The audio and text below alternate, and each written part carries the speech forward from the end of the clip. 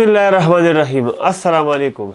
तासु गोरे सईद Adil official YouTube channel او زم تاسو کوربه سید عادل نن بز تاسو ته په 1 منټ او 14 سکند کې د دریو ضلعو د ثوابای مردان او نوشهره د دریو ضلعو پولیس والا خیمه چې د اغوی د اس او پیس څومره خلاف ورزي کوي او څومره اغوی هغه اس او پیس چې کوم دی هغه رولز چې کوم دی هغه فالو کوي.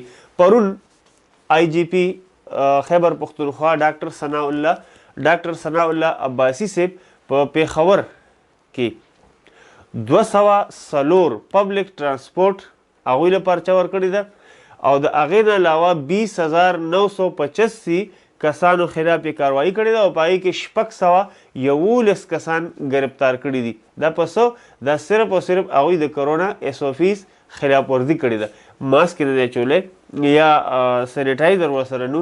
خو آی جی پی خیبر پختونخوا ډاکټر ثناء الله عباسی صاحب ته زه نن یو شارټ میسج په دې 1 منټ او 14 سکند کې ورکوم چې ډاکټر صاحب ستاسو د محکمې ستاسو امپلایز چې کوم دی هغوی په خپل هم دا رول نه فالو کوي. راځئ چې اول دا ویډیو ګوره. دې ځوانانو ته خو پته نشته چې په دې ملک کې د کرونا وبا هم څه شی راخور شوی دی او هغه ډېره مهلکه بیماري ده. او دا وګورئ دا د ثوابای کونډې موړ پولیس والا دي ټریفک والا دي چې په ډیوټا باندې ولاړ دي او نن 14 تاریخ ته ورسره دا ورپسې چې کوي دا د وړوکي لاهور ټي ایم اے چې یو طرف ته په خپله باندې راټولی دا وګورئ ورته ښه بېغمه دا بابا خو تل اخر د خو ماسک اچولی دی او هغه بل ډریور هم ښه دی خو دې هلک ته پته نشته. دا د نوشهره پولیس والا دي چې دا خو بېغمه دواړه په ډیوټا باندې ولاړ دي. دا اعلان کړي دوی په لکونو په زرګونو خلکو سره دوی مخامختیا کوي.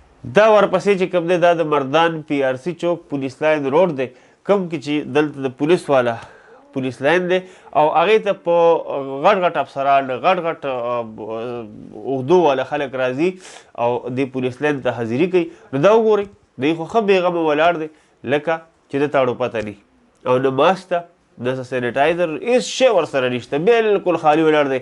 انشاءالله تعالی که ژوند وفا وکړه نو په راروانه ویډیو کې به دوی سره زه مخامخ کتونکو تاسو ویډیو وکته. هیله لرم چې ستاسو به دغه ویډیو ډېره زیاته خوښه شوې وي.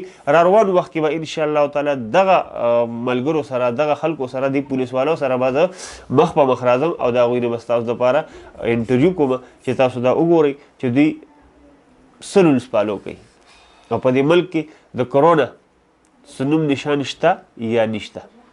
تر بلې ویډیو پورې خپل کوربه سید عادل ورکړئ اجازت. دلی الله په امان.